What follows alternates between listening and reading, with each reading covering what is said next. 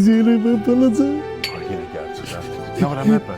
Hemen yalnız düşünmeyeceğim. Hemşe hatasız ben vücudaki benim hattı kazanamıyorum. Ben Ne de?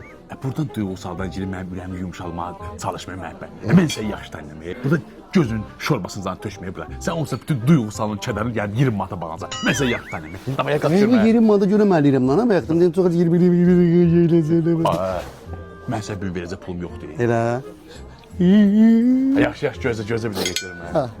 Yəni yox bu yaxşıdır. Mən Taysona saxlayayım, yeyərəm. Məhəmməd burada bir dənə çişlənmiş ət var. Götür bunu.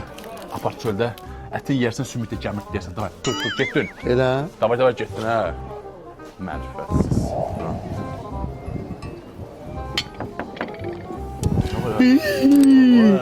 Gidi bunu da ben Şöyle ben it kimi zincirlədim. Ha yaxşı. Bro sen gözün pis görür. Öz askıda taksın.